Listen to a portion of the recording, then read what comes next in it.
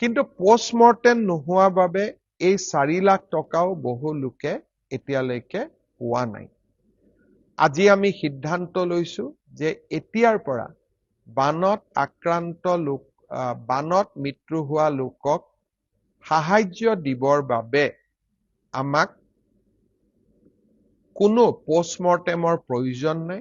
মাত্ৰ circle অফিচাৰে certificate এখন দিয়াৰ লগে লগে তেওঁলোকে এই 4 লাখ টকা চৰকাৰৰ সাহায্য তেওঁলোকে লাভ কৰিব। অৰ্থাৎ এতিয়া বানত মৃত্যু হোৱা প্ৰতিগৰাকী লোকৰ পৰিয়ালে 4 লাখ টকাকৈ চৰকাৰৰ পৰা পোৱাৰ ৰাস্তা আজি প্ৰশস্ত হ'ল, যোনে পোষ্টমৰ্টেম কৰা নাছিল। পোষ্টমৰ্টেম কৰা সকলে ইতিমধ্যে এই ধন লাভ কৰিছে। এতিয়া হ'ল মই আৰু এটা ঘোষণা কৰিব খুজিছো, সেইটো হ'ল যে এই যে বানত আক্ৰান্ত হৈ 61 গৰাকী চৰাইদেউ, শিৱসাগৰ, যোৰহাট, গোলাঘাট জিলাত মৃত্যুবৰণ কৰিলে আৰু ৰাজ্যৰ বাকী অঞ্চলতো আৰু 6 গৰাকী ব্যক্তিৰ মৃত্যু হৈছিল।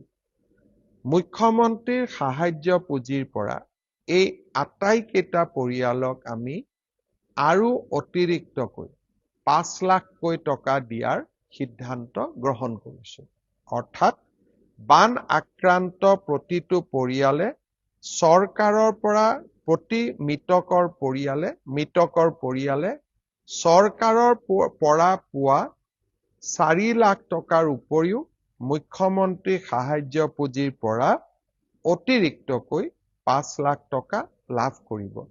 মই ভাবো যে মৃত্যুৰ মূল্য কেতিয়াও টকাৰে হ'ব নোৱাৰে, কিন্তু এই সৰু ধনে বিপদৰ সময়ত পৰিয়ালটোক অকণমান হ'লেও নিশ্চয় সহায় কৰিব।